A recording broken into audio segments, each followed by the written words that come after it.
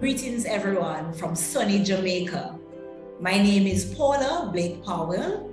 I am a senior parish court judge and I have been in the legal field for nearly 31 years. When I started practicing as an attorney, I specialized in civil litigation and family law. I became a judge in 2004, and since then, I have done mainly children's court and family court work, but I also have experience with traffic court and criminal court. I am also a proud member of the International Association of Women Judges, as well as the Caribbean Association of Women Judges. I am one of the founding members of the Caribbean Association, and I am one of the vice presidents. In regards to the Jamaica Association of Women Judges, I am one of the founding members also, and I was the first president for 4 years. After that, I remained on the executive as I am now, first as the immediate past president, and now I am a floor member.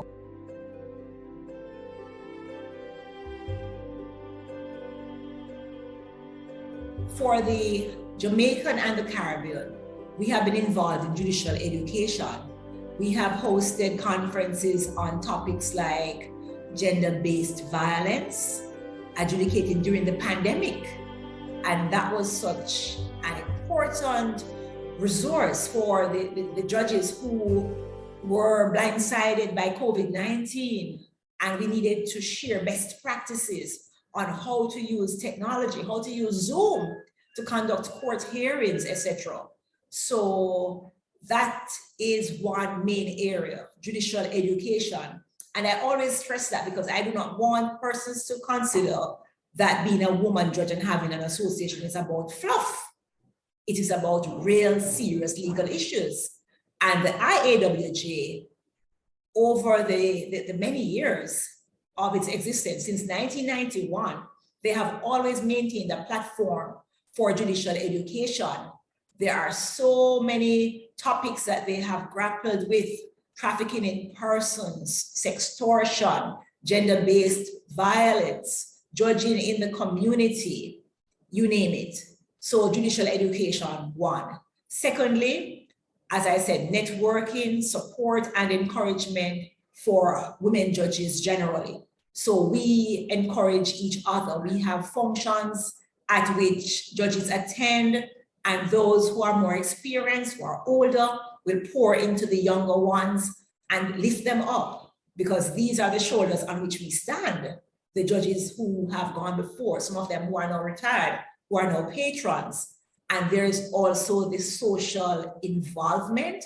In Trinidad, for example, right now, the Caribbean Association of Women Judges, they are piloting a program with at-risk children through the United Nations Spotlight Initiative. And there is an after-school center. Some will maybe call it a homework center. And it operates even during the holidays, where someone who's very experienced, who's very skilled, creates very good programs where the children, they come and they are empowered. They are assisted with their homework, their self-esteem is built up, and they're even looking at the possibility of taking the children overseas. So those are some of the wonderful initiatives which are going on right now. Yes, so I wanted to mention a personal success, that when I worked in the family court, in the children's court, I was able to innovate certain programs, such as a children's drug treatment program and a parenting school for the parents and the guardians. So I was given that space as a woman judge to ensure that the court met the social needs of the clients. And I am happy to report that I also hosted a study tour of colleagues from Guyana judiciary and the legal sector. And in 2019, I was actually invited to go to Guyana to participate in the launch of their drug treatment court. So after coming to Jamaica and seeing what we had here, they went back home and they created a drug treatment court, and they also created a children's court. And I was honored to be able to go there and share that experience with them. Well, attending the conferences over the years, as I said, I joined in 2016, and that was when I went to a conference in Washington, D.C., USA. And I remember one of the speakers on that day, she challenged us. And she said that as a judge, you have power. So be very intentional and be very careful how you use your judicial power. And you need to try to ensure that you make the experience of the person who appears before you in the courtroom better. You have to use your judicial power to mold and to shape a life for the better. So judicial education, that has been one of the number 1 benefits to go into the conferences. Secondly, networking. And in fact, at least 2 judges who were speakers at the IAWJ conferences have actually come to Jamaica, and they have taken part in legal education conferences over the years. And of course, the culture and the social benefits, you can't discount that. We are able to travel to other countries that perhaps some of us would not get an opportunity to go to otherwise. And we get to understand about other people. We get to see the food and the cultural, the dances, the dress, etc. And when we have these conferences, one of the most exciting times for me is when you have the roll call of nations, and you know who is there from the Caribbean, who is there from Africa, who is there from Latin America, Europe, all the continents are represented. And just being at an IAWJ conference, it's just a mind-blowing experience. And of course, at the last conference that we were able to attend in person, the Jamaicans who were there, led by yours truly, we had to show them how to do some Jamaican reggae dancing to the Bob Marley beat. So attending the IAWJ conference, it's a no-brainer. I encourage everyone who's able to go to these conferences. It will be a life-changing experience.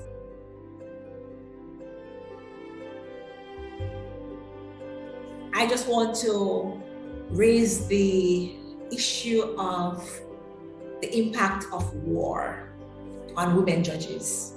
That is a concern to me with what is happening in Russia, Ukraine, Haiti.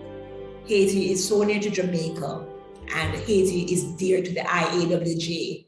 The IAWJ over the years has gone into Haiti, and they have poured a lot into the fight against trafficking in persons. So I want to encourage the IAWJ to look at this issue more closely going forward. I know that we have been looking at the effect of what has happened in Afghanistan on the women judges, but I would hope that we will expand it to cover the other areas. And another interesting area as well is that of wellness and mental health. Recently, the IAWJ had a forum in which we spoke about the issue of taking care of yourself. And I think that is another area that we can look at in the future in a deeper way. And also the impact of natural disasters. You know, we have heard about Turkey and the earthquake, and that you can only imagine. So the impact of natural disasters here in the Caribbean, we are exposed to hurricanes, etc. And sometimes this will affect the possibility of court being convened. So these are areas, the impact of war, the impact of natural disasters on the woman judge, And of course, the importance to ensure that there is wellness and that there is good mental health. So those were some of the other areas that I think are important for the IAWJ to focus on going forward.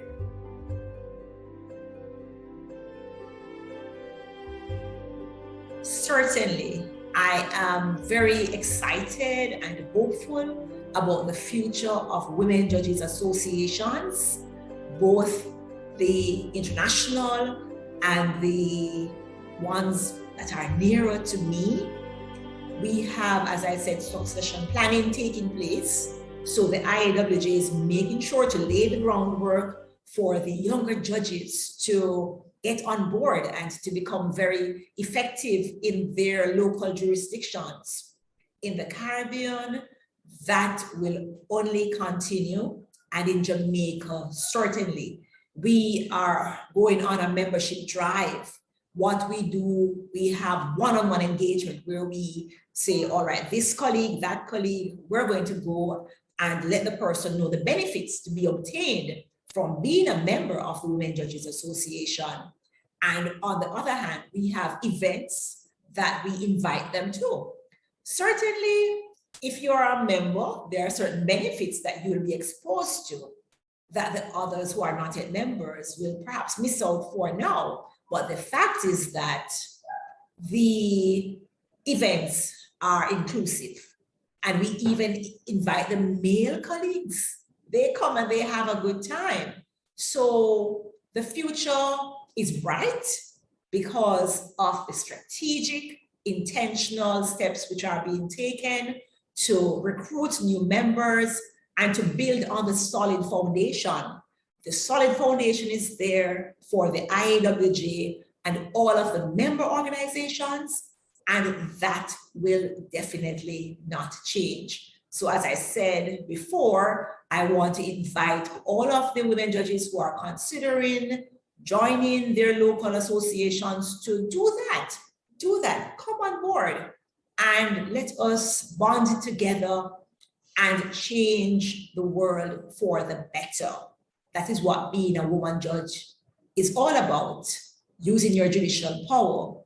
And if I could be allowed just to share one of the greatest successes that I have had in my legal career, in my judicial career, is that I have been able to adjudicate with empathy, to balance justice with mercy, not to be a pushover because I'm a woman, and sometimes you have to dispense what is called tough love. However, over the years, I was not even aware of the impact that I was having, not only on the staff, the court staff who work with me, but also on the clients who come before me, children and adults, and also on the external stakeholder groups who serve the court system. Interestingly, there's a social worker who is now overseas who sent me a message recently to let me know that he was impacted in a positive way by the way that I approached my work and by the things that I would say and do. And he's in the United Kingdom, and he is implementing some of what he learned from me.